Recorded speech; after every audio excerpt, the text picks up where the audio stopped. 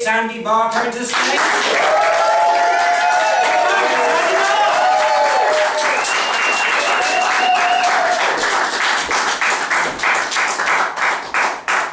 Good evening. I'm also a poet. I know that's not what you wanted to hear. It's not what my dad wanted to hear either.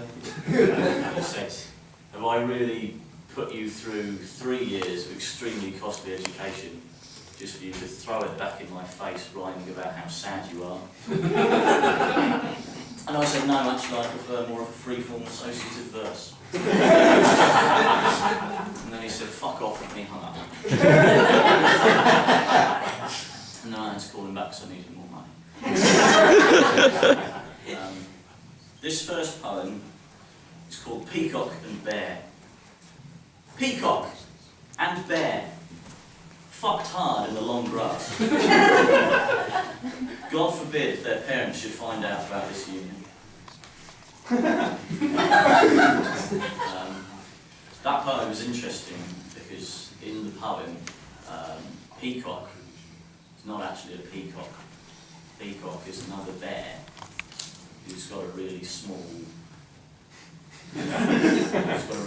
cock. It's also interesting because in the poem, Bear is a princess, and Peacock's parents are bakers, so there's a sort of social taboo going on. I guess I'll tell you a little bit about myself. My full name is Andrew Simon Daniel Barr. I was born in Ashford, in Kent. 23 years old. Favourite colour is green. My national insurance number is JG630316N. I seem to be invisible to women, although that could be on account of the skill with which I conceal myself in their room.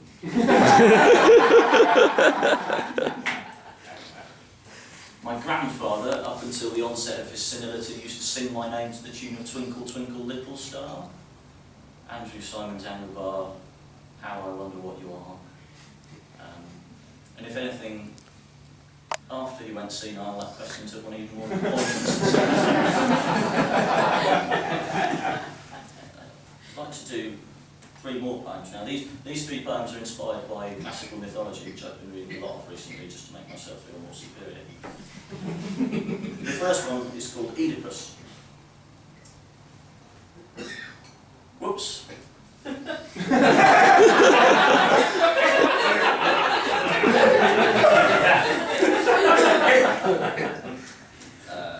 Second one. It's called Icarus. Whoops.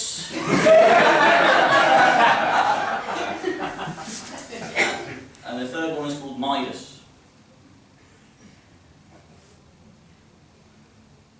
It's whoops again, yeah. You might have noticed, as I have, that those 3 poems are quite thematically similar. And if anything, I could have just combined them into one, just to save everyone's time. So I have. And it goes thus. Oedipus,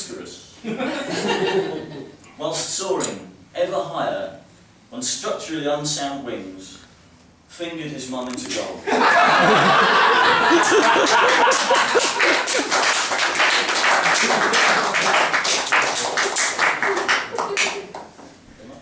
like to tell you a little bit more about myself. I've always found it quite stupid that the word ampersand is longer than the word and.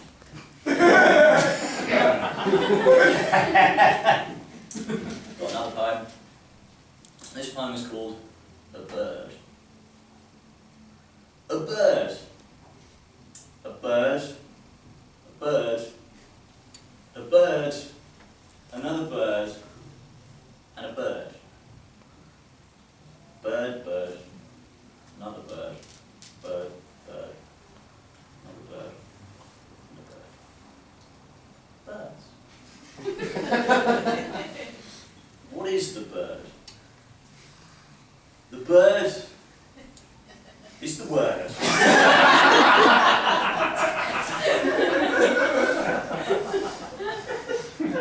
What is the word? What is the word? The word is bird. Where is the bird?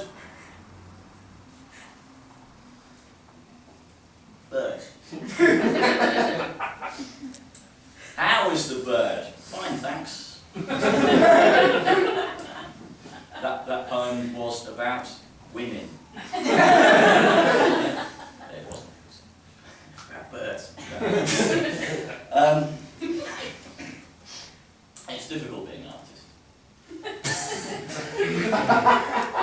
I'll tell you what led me to realise this.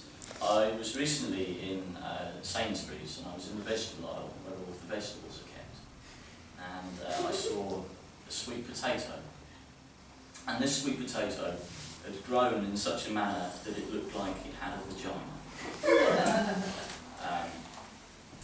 And this was troubling to me because it made me realise I would never be able to create something that gave someone as much joy as that sweet potato would be able to give.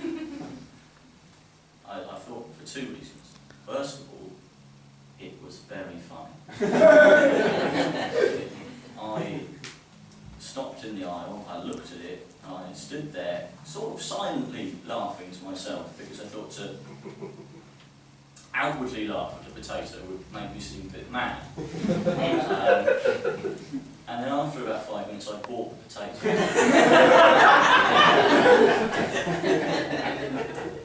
And the second reason why this potato was capable of giving people more joy than I would be able, ever be able to do, was that if you were extremely lonely, you would,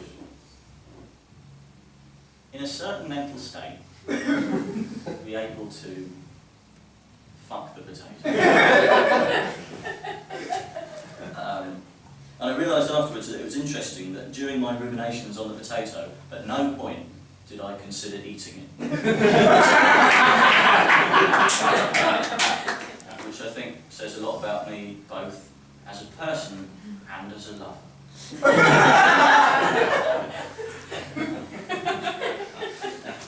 I'd like to do another poem now. This poem is about the pioneering days of pirate radio. Arr!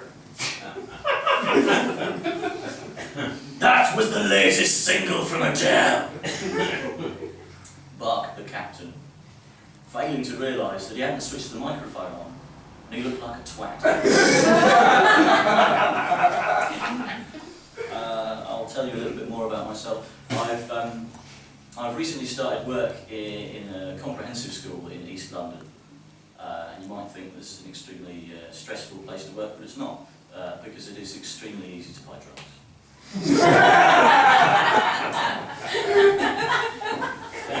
And you might think that would be to the detriment of the school as well, but it's not, because we actually have the highest results in Barr for philosophy, ethics, and food tech. I've written a couple of poems about drugs, because as with David, I have taken some drugs. First poem is about the first time that I took the popular amphetamine MDMA, and it's untitled because I was mashed. I feel fucking excellent.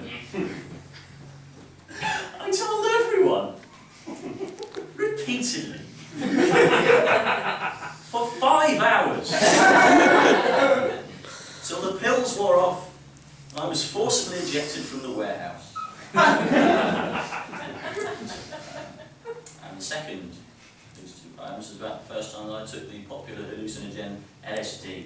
And it's untitled because I was too busy trying to think of what shape time is. I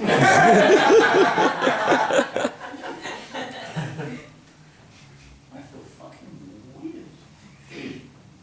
Told no one. For 8 hours, till they turned back into people, by which point it seemed like the moment had passed.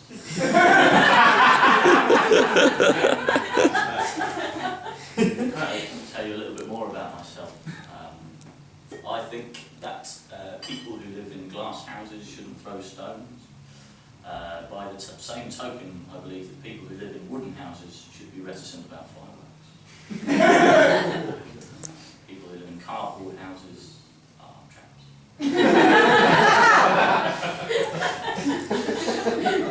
Tell you a little bit more about myself. I believe that you should strike whilst the iron is hot. Which is probably why shirts are always creased. Got the action wrong. It's probably why I don't have a girlfriend. Scruffy, can't present me to her parents. It's probably why it took me so long to have a job. Because again, going to an interview looking like this, it's just not conducive to giving off a good impression. She probably wanted press. So, if I had one piece of advice for you this evening, so don't strike whilst the iron is hot. Iron.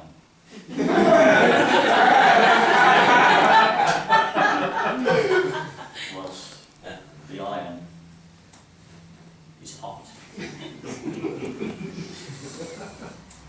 You'll know quite a few now. There's a formula developing here, isn't there? This one's called Peacock and Bear 2. I'd be surprised if a prick that size even touched the sides. What the fuck were you thinking? And with that, the wedding was off. Peacock consoled himself with a wholemeal loaf as parents' bakers. And Bear married a robin.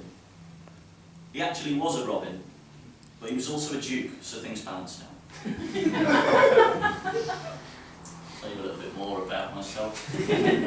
I was recently in a conversation with my nephew, who is 3 years old, and I was telling him about a friend of mine who lives in Wales. And he said, "What, does he live in their mounds?" I said, "No, why would you think that? That's a stupid thing to think." He said, why did you think I care about your stupid friend?" And he said, "Fuck off," anyhow. So I smashed his piggy bank open for some money. It was a callback, but it didn't really work. Got another poem. One more poem, then I'll probably leave. This poem's called Founder. Founder! Unfortunately, she was already dead.